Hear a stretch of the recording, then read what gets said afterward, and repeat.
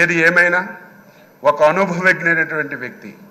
ఈ రోజు వరకు మీ అవతారం ఒకటి, ఈ రోజు నుంచి మీ అవతారం మార్చాలి. ఎందుకంటే రాజకీయాలు చేసేటప్పుడు పదునైన మాటలు మాట్లాడాలి. ప్రతి ఒక్కరు విమర్శించేటప్పుడు వారికి సమాధానం చెప్పాలి.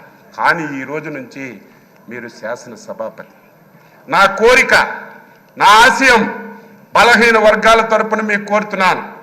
ఈ సభ 2024-29 శాసనసభ మా బలహీన వర్గాలకు చెందినటువంటి చింతకాయల అయ్యన్న పాత్రుడు గారి నాయకత్వంలో ఒక దేశానికి ఒక రోల్ మోడల్గా ఈ సభ ఉండాలి.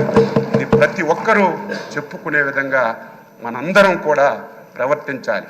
దాదాపుగా 78 మంది, నాకు సరిగా ఇంక తెలియదు, మొదటిసారి శాసనసభ్యులుగా 88 మంది.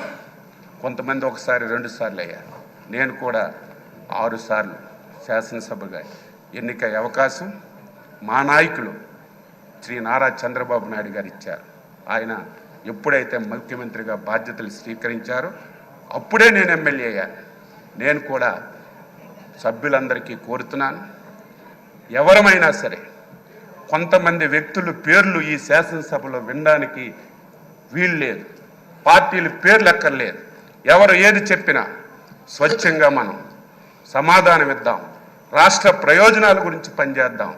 ఈ పార్టీ మీద ఒక అచంచలమైన విశ్వాసంతో, ఎన్డీఏ మీద ఒక అచంచలమైనటువంటి ఒక నమ్మకంతో ఒక మ్యాండేట్ ఇచ్చారు.